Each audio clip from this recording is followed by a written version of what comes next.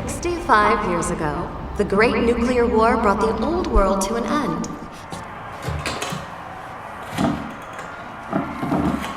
Get out of here, freak. Halo semuanya, selamat datang kembali di channel Ruang Film, sebuah informasi untuk kalian penikmat konten spoiler. Oke teman-teman, di video kali ini kita akan membahas film fiksi ilmiah berjudul Altered, sebuah film tentang kehidupan manusia di masa depan pasca perang nuklir. Jadi nggak usah lama-lama, kita langsung masuk aja ke pembahasan filmnya. 65 years ago, the Great Nuclear War brought the old world to an end. Sekitar 65 tahun yang lalu, seorang idiot tanpa sengaja menekan tombol peluncuran nuklir, membuat negara-negara mengira perang telah dimulai lalu meluncurkan serangan balasan. Hanya dalam hitungan jam, perang tersebut nyaris memusnahkan peradaban. Para penyintas hidup di tengah reruntuhan dengan radiasi yang masih mencemari udara. Beruntung, alam masih berpihak pada manusia.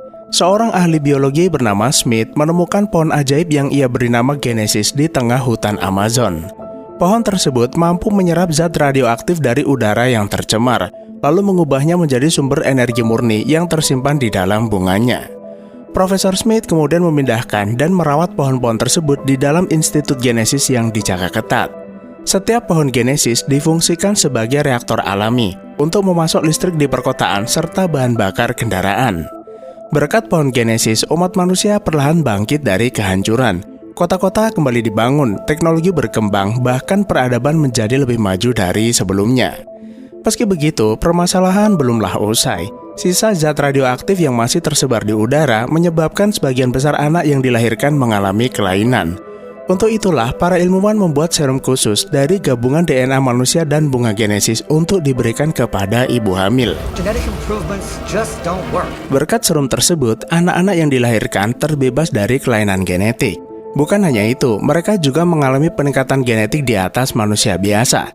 Seperti ada yang memiliki pendengaran super, ada yang memiliki mata setajam elang, ataupun memiliki suara emas seperti ini. Hai, kaum munafikun! Namun, meski semua orang sudah mendapatkan serum tersebut, sekitar 10% dari populasi dunia mengalami hambatan peningkatan genetik karena imun mereka itu terlalu lemah. Jika beruntung, mereka pun hanya akan terlahir sebagai manusia biasa tanpa kemampuan super.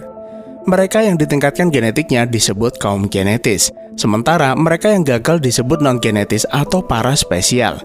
Tapi kenyataannya, kaum genetik justru menganggap orang-orang cacat ini adalah orang yang aneh dan mengejek mereka dengan sebutan anomali. Kondisi fisik yang terbatas membuat warga non-genetis kalah bersaing dengan kaum genetis. Mereka mendapatkan pekerjaan terbaik, tinggal di kota yang bersih, serta mendapat akses ke berbagai layanan publik. Sementara, para anomali hanya mendapat pekerjaan rendah, terpinggirkan, dan tinggal di distrik khusus bekas reruntuhan dengan segala keterbatasannya. Bahkan, aparat keamanan ditugaskan menjaga perbatasan, sehingga baik anomali ataupun genetis tidak bisa bebas keluar masuk wilayah. Adegan kemudian beralih ke warga non-genetis bernama Leon yang mengalami kelumpuhan pada kedua kakinya. Leon tinggal di bekas gudang peninggalan orang tua seorang gadis muda bernama Chloe yang sudah ia anggap seperti adiknya sendiri. Demi memenuhi kebutuhan sehari-hari, Leon menjadi seorang mekanik di bengkelnya sendiri, melakukan perbaikan ataupun merancang alat bantu bagi disabilitas.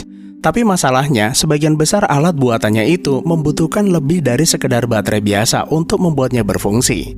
Karena itu, Leon dan Chloe berniat mencuri sepotong bunga Genesis yang disimpan di gedung Genesis. Singkat cerita, keduanya pun mendatangi gedung tersebut.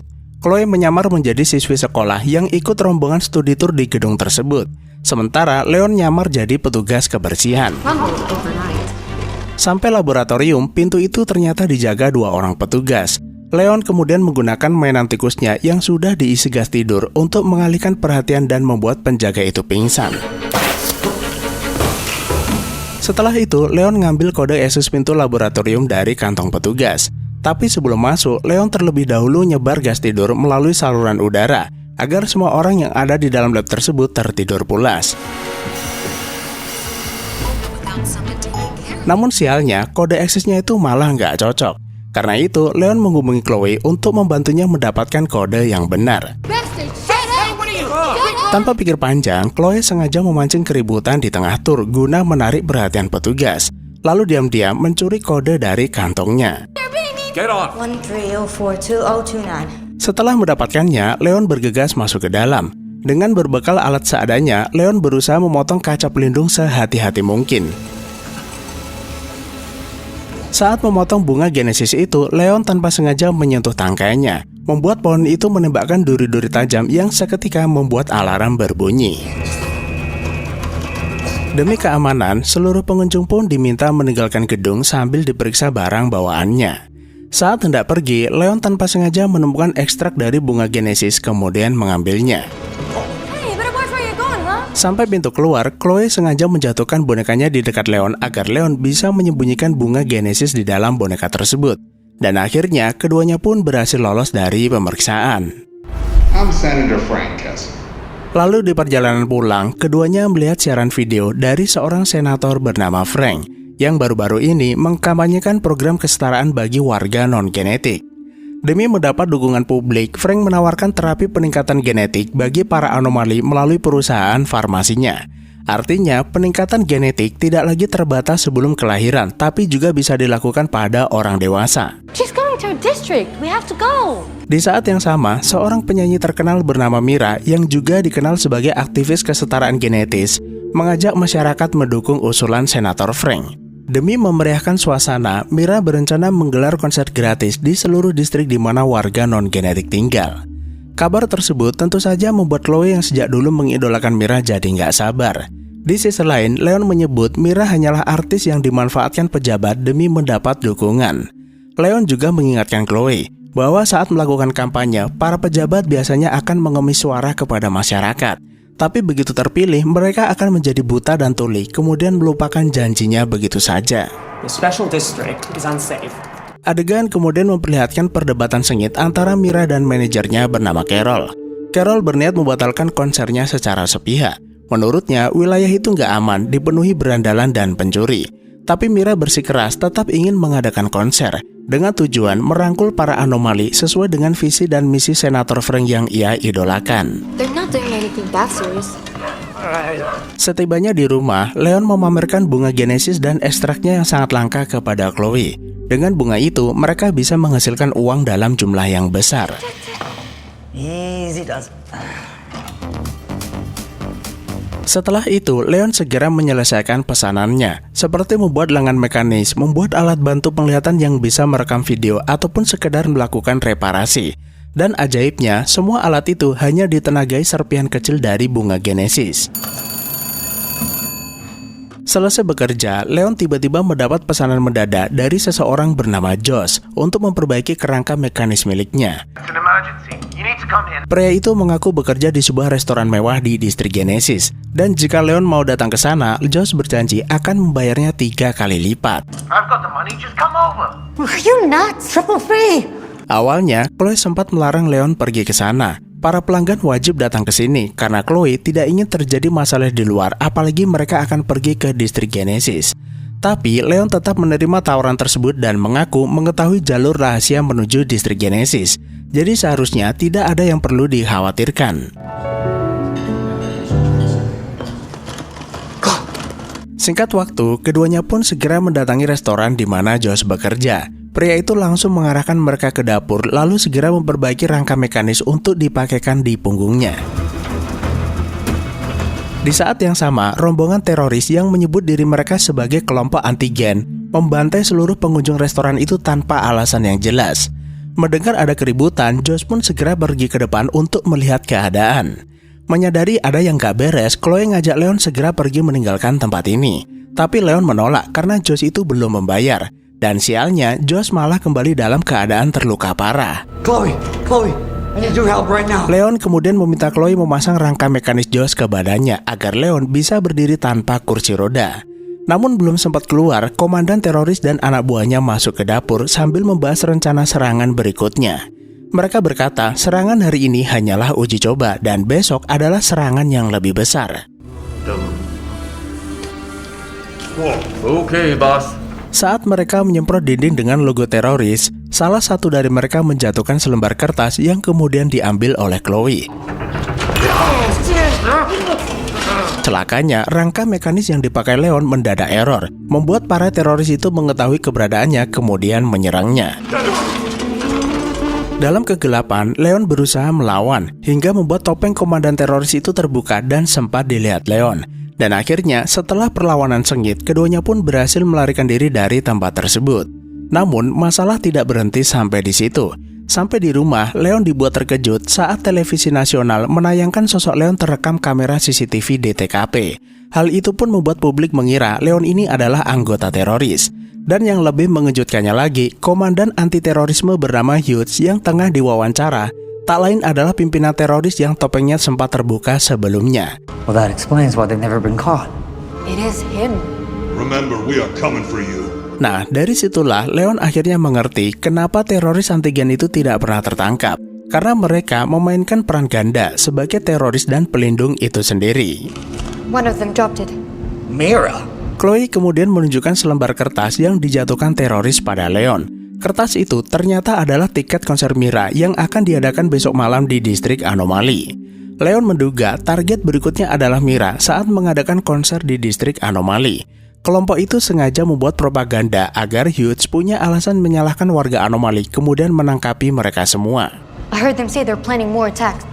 I can't see these guys being a fan of her. Leave town? Nah, menyadari situasi ini bisa sangat berbahaya, Leon meminta Chloe segera berkemas untuk pergi dari sini. Tapi Chloe menolak, lalu berkata, mumpung serangan itu belum terjadi, mereka punya banyak waktu untuk memperingatkan orang-orang termasuk Mira. Seandainya mereka memaksa pergi, mereka nggak punya tempat tinggal, Leon nggak punya kerjaan sebelum akhirnya menjadi gembel. Pertengkaran pun terjadi di antara keduanya. Leon beralasan dirinya hanyalah lelaki lumpuh dengan gerak terbatas. Terlebih, saat ini mereka berdua adalah buronan paling dicari. Leon juga mengingatkan, jika bukan karena usahanya, Chloe sudah dikirim ke panti asuhan dan hidup tanpa kebebasan. Karena itu, Leon merasa berhak memutuskan apa yang harus mereka lakukan. Chloe! Perkataan Leon tersebut membuat Chloe sangat kecewa. Seseorang yang ia banggakan sebagai kakak ternyata hanyalah seorang pengecut lalu pergi keluar. Untuk sejenak, Leon mencoba merenungkan sikapnya sambil menatap tulisan kesetaraan di jam peninggalan ibunya, yang secara tidak langsung mengingatkan Leon saat pertama kali ia mengetahui penyebab kelumpuhannya. Dari kenangan itu, terungkap fakta bahwa ternyata Leon ini adalah putra dari Senator Frank. Namun entah bagaimana, Leon justru berakhir di tempat kumuh ini, padahal ayahnya itu adalah seorang senator sekaligus pemilik perusahaan farmasi. Di tengah rasa putus asanya itu, pandangan Leon tertuju pada rangka mekanis milik Josh yang tiba-tiba memberinya sebuah ide. Leon kemudian memodifikasinya menjadi full mechanical armor yang bisa ia gunakan untuk menghentikan kelompok antigen. Chloe, good timing. Selesai membuatnya, Leon memberitahu Chloe bahwa dia nggak jadi pergi dan akan menghentikan kelompok antigen. Mendengar itu, Chloe menjadi sangat senang, lalu membantu Leon menambahkan senjata biologis yang ia buat dari tanamannya ke armor buatannya tersebut. Sementara di tempat lain, Mira baru saja selesai menggelar konser di distrik Anomali. Saat hendak pulang, Mira dan rombongannya diserang kelompok antigen. Beruntung, Leon datang di waktu yang tepat. Kemudian menghajar kelompok tersebut menggunakan senjata biologisnya hingga membuat mereka kewalahan. Setelah itu, Leon dan Chloe pun bergegas membawa Mira pergi dari sana. I'm Chloe. He's Leon. Sampai di rumah, Leon memberitahu Mira bahwa dirinya adalah target serangan kelompok antigen. Awalnya, Mira sempat nggak percaya. Namun, saat manajer Mira memberi kesaksian di televisi bahwa Mira diselamatkan sosok misterius dari penjahat yang berusaha menculiknya, Mira akhirnya percaya, lalu meminta maaf dan membantu Leon mengobati lukanya. Tapi yang membuat Mira heran, untuk apa para penjahat itu menyerangnya? Bukankah hal itu justru membuat mereka semakin dibenci? Leon berkata, justru disitulah masalahnya. Kelompok antigen sebenarnya adalah kelompok anti-teroris itu sendiri. Mereka sengaja membuat propaganda agar punya alasan untuk menyalahkan dan menangkap warga Anomali. Ada kemungkinan rencana utama mereka adalah menjegal program kesetaraan, dan bisa jadi target mereka berikutnya adalah pejabat pemerintah. Mira menganggap Leon hanya menduga-duga tanpa bukti apapun, dan yang terpenting saat ini dia harus segera kembali ke distrik Genesis. karena besok Mira akan menghadiri pertemuan dengan senator di gedung Family, tempat para ibu hamil diberi serum genetik. Join me in proclaiming a resounding yes. Nah, saat mendengar gedung Family, Leon akhirnya mengerti bahwa target berikutnya adalah gedung tersebut. Jika target mereka hari ini adalah Mira, maka besok giliran Senator Frank. Hal itu juga dibuktikan bahwa saat kelompok itu menyerang Mira, mereka sempat mencoret poster Senator Frank. Pilihan terbaik saat ini adalah bergerak diam-diam. Seandainya mereka menghubungi polisi, belum tentu juga mereka percaya karena minimnya bukti. We're gonna have a baby. We're gonna have a baby. Esok paginya, Leon dan Mira berpura-pura menjadi pasangan yang hendak mengadopsi bayi, agar keduanya diperbolehkan masuk ke dalam. Yo, Doc. Thank you so much. Mira herself is gonna perform. Setelah itu, Leon memberitahu semua perawat yang ada di dalam gedung bahwa Mira akan menyanyikan lagu secara gratis sebelum pertemuan dimulai. Lalu meminta mereka mengikuti Mira ke sebuah ruangan tertutup. Hey, boneheads! Sementara di luar, para teroris itu sudah bersiap melancarkan serangan. Leon segera menghadang mereka. Tapi sayangnya, karena jumlah mereka terlalu banyak, Leon kewalahan dan akhirnya berhasil ditumbangkan.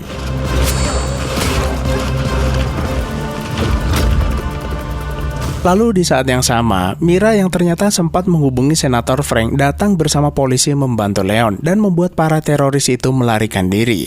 Tapi anehnya, Senator tidak mengerahkan aparat untuk mengejarnya.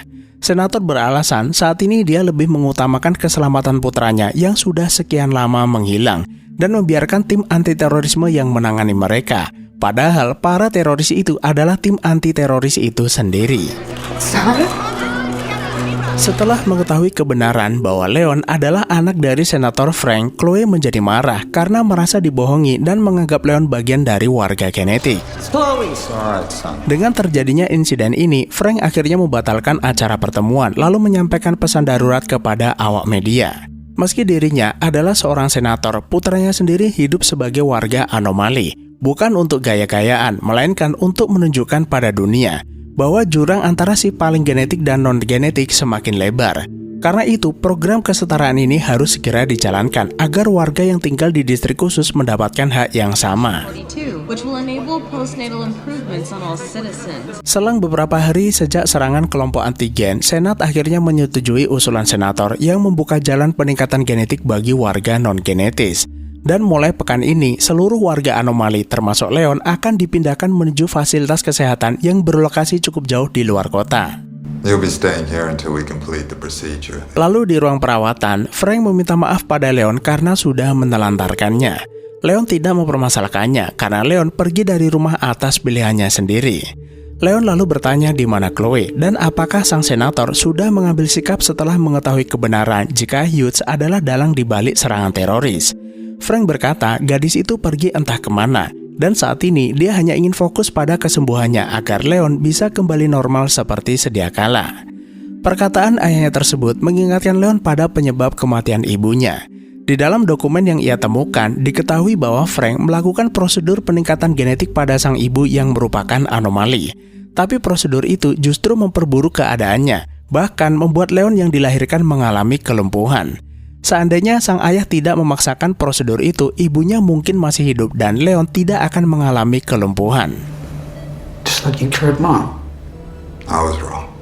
Sang ayah pun lagi-lagi meminta maaf pada Leon. Dan untuk alasan itulah, Frank ingin program kesetaraan ini berhasil. Bukan hanya untuk dirinya, tapi ke semua orang sebagai bentuk penebusan atas kesalahannya. She left you a letter. Sang ayah kemudian memberi Leon surat peninggalan ibunya yang belum sempat ia berikan karena Leon keburu minggat dari rumah dan gak pernah kembali. Dalam surat itu, mendiang ibunya berpesan agar Leon memaafkan sang ayah. Dia hanya berusaha melakukan yang terbaik untuk memperbaiki keadaan. Hanya saja hasil akhir tidak selalu berjalan semestinya. I'm gonna take care of him.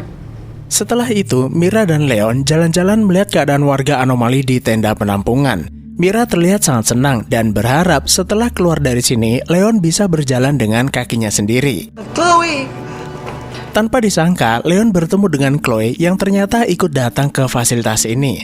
Di kesempatan itu, Leon mengatakan meski ia anak seorang senator, Leon tetap berada di pihak mereka. Why did you warn my dad? His project is now supported by the Senate. Sejak dikirim ke fasilitas ini, Leon merasa janggal dengan sikap ayahnya yang seolah tidak peduli dengan aksi teror yang dilakukan Hughes. Hal itu membuatnya curiga Frank adalah dalang di balik propaganda tersebut, sengaja menciptakan kekacauan agar program kesetaraannya disetujui pemerintah. Dengan dikirimnya warga anomali ke fasilitas ini, perusahaan farmasi Frank akan mendapat keuntungan besar. He's the one behind all of this.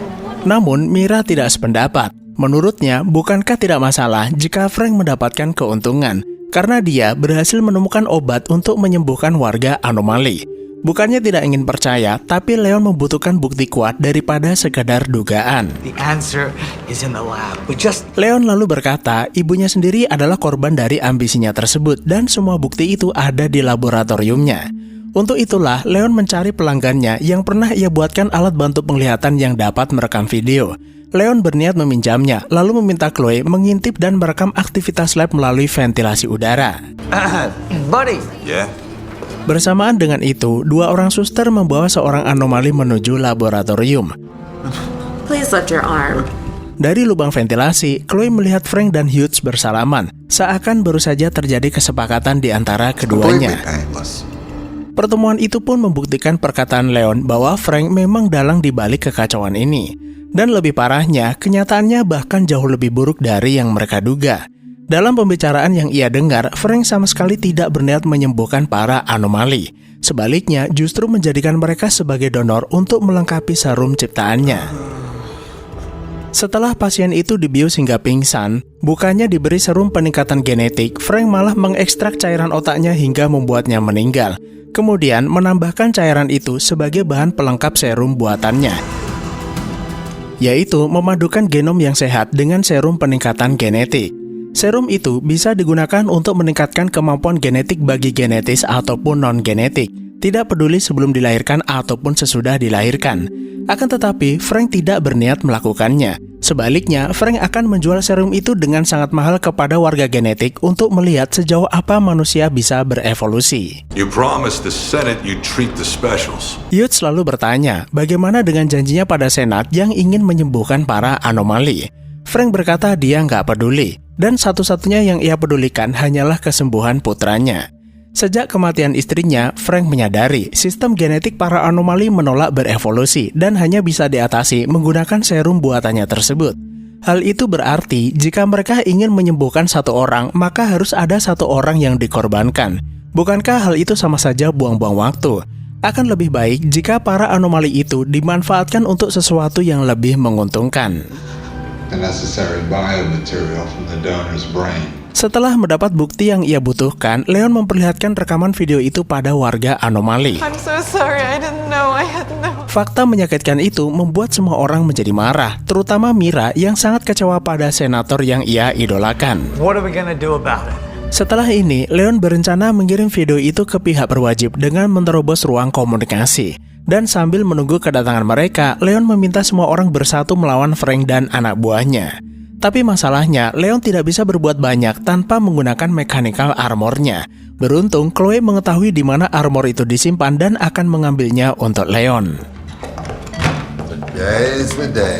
Sore itu, Frank bersama perawat mendatangi kamar Leon untuk menyuntikkan serum. Leon yang sudah bersiap dengan baju armornya langsung melawan Frank. Sang ayah lalu berkata, keinginannya hanyalah menyembuhkannya karena Leon bukan dari golongan anomali. Dan satu-satunya cara menghentikan penderitaan anomali hanyalah dengan menghapus keberadaan mereka. Dengan begitu, tidak akan ada lagi anomali lagi yang terlahir ke dunia. My only son, with the specials untouched genome. I'm not the one who's sick. Leon pun dengan tegas menolak bahwa dia tidak ingin disembuhkan di atas darah yang tertumpah dari orang lain. Seharusnya sang ayah belajar dari kematian ibunya, tapi keserakahan justru semakin membutakan hatinya dan mengubahnya menjadi monster pembunuh. Leon bertekad akan menghentikan kekejaman ini meski harus melawan ayahnya sendiri lalu mengurungnya di dalam kamar. Setelah itu, Leon menerobos ruang komunikasi dan menghajar penjaga yang ada di sana. Namun sialnya, salah satu penjaga sempat menekan tombol darurat.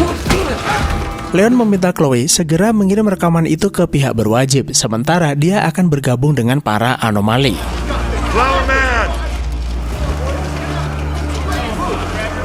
Dengan berbekal senjata seadanya, Leon dan orang-orang melawan Hughes dan pasukannya.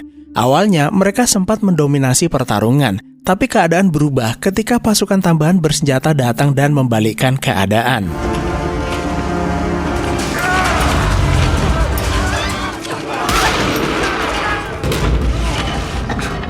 Meski Leon sudah menggunakan armor pelindung, komandan itu terlalu kuat untuk dilawan. Dalam keadaan terpojok, Leon masuk laboratorium. Psikopat itu terus mengejarnya dan melemparnya hingga membuat kaca pohon Genesis pecah. Saat berdiri tepat di hadapannya, Leon menyentuh pohon itu agar menembakkan duri ke arah Hughes dan seketika menewaskannya. Sementara di ruang komunikasi, seorang penjaga tiba-tiba masuk lalu mencekik Mira. Beruntung, seorang anomali datang menyelamatkannya. We need you to come here now, fast! Stand by. Di waktu yang sama, pihak berwajib sudah menerima laporan Chloe dan mereka akan datang sesegera mungkin. Setibanya di lokasi, polisi segera mengamankan area dan melindungi para anomali. Ketika mereka mendatangi kamar di mana Frank dikurung, Frank sudah menghilang entah kemana dan hanya meninggalkan suntikan serum yang sudah kosong. Besar kemungkinan Frank sudah menyuntikkan serum itu ke tubuhnya sendiri. Setelah itu, semua warga anomali dipulangkan ke distrik khusus. Berita tentang kejahatan senator pun segera menyebar luas dan berhasil digagalkan berkat seorang pahlawan bertopeng yang dirahasiakan identitasnya. Nah, berkaca dari insiden ini, pemerintah pun akhirnya merubah arah kebijakan. Mulai saat ini, tidak ada lagi batas yang memisahkan warga genetik dan non-genetik, dan lebih mengutamakan kesetaraan demi menciptakan perdamaian. Setelah semua yang terjadi, Mira akhirnya memutuskan tinggal di distrik khusus untuk membantu pemulihan warga non-genetik. Terlebih, perjuangan Leon dalam memperjuangkan warga non-genetik membuat Mira jatuh cinta padanya. Namun, di balik kemenangan itu, sesosok pria misterius diam-diam memperhatikan gerak-gerik Leon dari balik bayangan. Yang ternyata sosok itu adalah Senator Frank yang kini wajahnya berubah seperti seorang penyihir. Ada kemungkinan perubahan wajahnya itu disebabkan serum ciptaannya gagal bekerja dengan sempurna. Nah, jadi teman-teman, pesan moral dari film ini adalah semua manusia itu memiliki kesetaraan, hak yang sama untuk hidup tanpa diskriminasi. Karena itu, toleransi sangat penting demi menjaga kerukunan. Di sisi lain, kekuasaan tanpa moral dapat membawa kehancuran. Kesalahan dalam menentukan kebijakan bisa mendatangkan kehancuran bagi suatu negara. Seperti halnya memisahkan warga genetik dan non-genetik. Dan yang terakhir, keberanian satu orang bisa membawa perubahan besar. Meski Leon memiliki kekurangan, tapi perannya sangat besar sepanjang film. Jadi, cukup sekian saja. Terima kasih udah menonton. Sehat selalu buat teman-teman dan sampai jumpa di next video.